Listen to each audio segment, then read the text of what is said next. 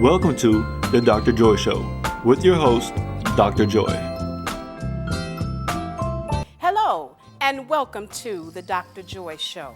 This show is intended to inspire, educate, and stimulate the minds of all individuals watching within the city of Atlanta and joining us via the World Wide Web. My guests will be from all walks of life, and we will walk and talk together about relationships, mental illness, health issues, money empowerment, religion, culture, and any other current event happening around the globe. So please gear up for exciting shows that would allow your awareness of varying issues in life to be explored to an illuminating higher level. Please let me know you're watching by sending me an email to thedrjoyshow@aol.com. Joining us today will be two distinguished gentlemen, Mr. Rod Mack, 2010 mayoral candidate, and Pastor Victor DeMont Tate from First Mount Pleasant Baptist Church. They will come with their aspects of dating and relationships. But first, a word from our sponsors.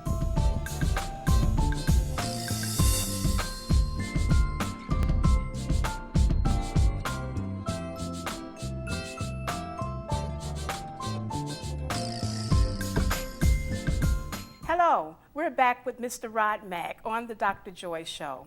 Mr. Mack, since our topic today is about dating and relationships, tell me what your meaning of dating is today. Well, first of all, Dr. Joy, I would like to thank you for having me on your program. You're welcome. And dating has been so fantastic in the city of Atlanta. And I'm finding that people need to learn how to relate to each other. Yes. You know, when it comes to dating and being equally yoked with each other. Okay. Now, when you say equally yoked, a lot of people throw that word out there all the time. We have to be equally yoked. What exactly does that mean to you? Well, to me, it being spiritually equal. Okay. You know, when you are dating, and if one person is not equally yoked with the other one, you know, it could cause some type of, I don't know, maybe disagreements about your spiritual bringing and your spiritual upbringing. Okay, and I understand that to be a big thing where people say they want to be equally yoked. They're talking about finances. So what do you think of that? Do you necessarily have to be equally yoked to a female in a financial aspect? Well, that would be beautiful if it could happen. You know, it could be beautiful if two people could meet and they could be equally yoked in their finances, but due to today's economic times, yes, you know, that might not be the case. But if it is, it could be a beautiful thing. Okay. Now, I've run across a lot of questions from gentlemen that state that females may not give them a chance because of this economy, since you did mention that. Do you think people should date if they are falling sort of behind in the economy? Do you think they should go out there and? Well, I don't think a relationship should be based on the economy. It should be based on some type of chemistry, first of all. Okay. It should be based on a whole lot of other things. You know, again, chemistry. It could be based on just getting to know a person and learning a lot of things about that person and kind of putting yourself in the other person's place. Okay. Now, you remember years ago when dating was different, you would sit on the swing with someone or hold their hands. What do you think happened to that? Those were the good old days. What happened? Well, Dr. Joy, let me tell you, I don't believe that chivalry is dead. I do believe it's still alive. I still believe in holding the door. Good. And a lot of people say, I mean, when you go on a lot of dates, and a lot of people say, is it necessary for the man to pick up the check all the time? Uh-oh. Okay. And if you trying to impress a young lady, yeah, it's your job to pick up the check the first time. You know, you shouldn't just expect someone else to just take on that responsibility right off the bat. Okay. Now, I've heard a lot of men tell me that they would feel inferior if a female picked up the check.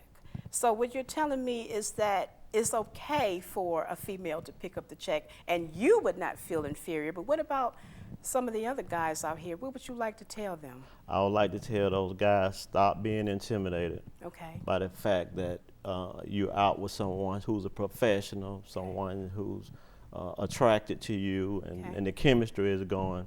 Don't just mess it up by saying, hey, I don't want to pick up the check. Let's see who picks it up first. So, you know, it can be mutual. Sometimes people discuss this right before they go on the date. Right, right. Do you think that's a conversation that should be discussed? Who's going to pick up the tab when you go out? Because I've heard people say, well, if you ask, then you pay. Well, yeah, if you invite someone out, it's pretty much your responsibility to pick up the check. Okay. And again, you're trying to get to know this young lady. Exactly. You're trying to meet her. You're trying to Exactly. woo her, so to speak. Exactly. And that's your job. And what does woo her mean? Woo her means you're trying to sweep her off her feet. You're trying to Okay. impress her. Okay. You're trying to Okay. impress her. You're trying to Okay. make her feel special. Okay. You're trying to make her feel like there's no other guy out there but you. Okay, okay. Now, the word dating, when you say dating, there's so many definitions to dating today, because I was asking around and someone told me that dating means just dating different people and getting to know them, or dating someone exclusively. How do you think it should be in our society today? I mean, dating around can be somewhat Dangerous. yeah, it can be a little dangerous. I mean, that's just like playing spin the ball. You don't know where it's gonna stop. Right, right. And if you can date someone exclusively, you know, it has a whole lot of merit. It has a whole lot of potential, and it has the possibility of taking your relationship to a whole nother level, because that's where the trust comes in. That's where the faithfulness comes in, Yes. and that's why you take a spiritual way of looking at this dating situation, Okay. Now in my opinion. Okay, okay. Yeah. And that's good. So tell me why so many men are scared of the C word. Do you know what the C word Well, is? Dr. Joy, I know the C word is commitment. Yes, commitment. I know the C word is commitment. And you know what? Speaking for myself, you know, I would like to get married. Okay. And the commitment, or the C word, as you put it, it doesn't intimidate me at all. Doesn't scare you. But there are some men who feel like the word commitment is a big hurdle to jump. Right. And if you just take the time and learn something about that person, you might find out, hey, you want to commit to her Exactly. or him. Okay. And why is that? Why do you think it's so difficult? Why does that scare men? Why? Because females, we're all gun-ho for it. We're ready. No, wait a minute now. There are some women who are afraid of the C word also. Okay, well, you know, yeah. because they're looking around and they're checking out things just like we are. And as far as, because I hear women say it all the time. They say, you know, well, I want to know something about him. I want to know something about his background, his upbringing, you know, and just what drives him to do to do something in this life, you know, what type of ambitions do he have, you know, and everybody are asking these questions in the back of their mind. And I think that, like you said, both people can be afraid, because I hear someone will say, I'm not ready for a commitment, but if they meet someone that they like and that they get along with, and you know, you're evenly yoked, you tend to lose that scary feeling and say, okay, I'm willing to give this a try. Exactly. Where at that point, all your inhibitions are down. You know, if you take your inhibitions and stop being afraid and just take the time to learn something about him or her, I believe that it can be very mutual, and it can be Yes. very beneficial. Yes. How many dates do you think someone should go on before they consider themselves in a committed relationship? Dr. Joy, I don't believe there's a number out there. There's no number? No, I don't believe there's a number out there. Okay. I believe, you know, have you heard the old adage that love at first sight? Sometimes it only takes one day. It might take 200 other days, but I would hope not.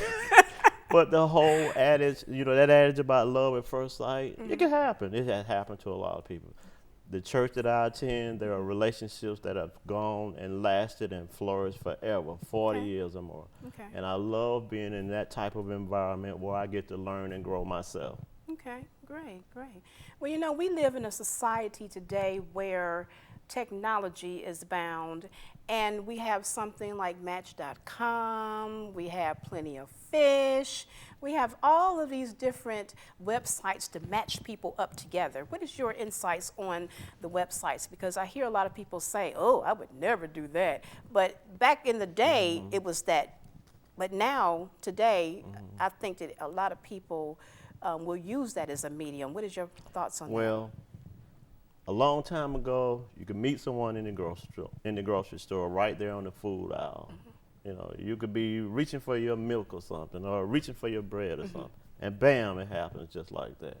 But nowadays, technology has made it a little bit easier to meet. Cause 9 times out of 10, if you're doing online dating, you probably wouldn't meet that same person out somewhere in a nightclub or Right. something like that.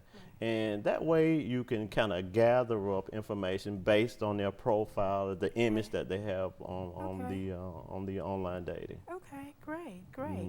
Well, you know, I would like to thank you so very much for coming on the Dr. Joy Show.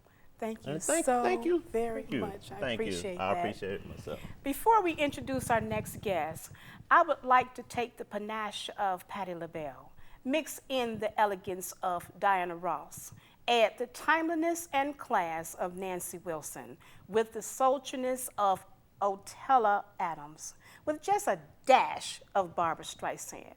You get the voice that transcends all barriers, that transports your spirit, that makes you dream of love, the voice that captures your soul.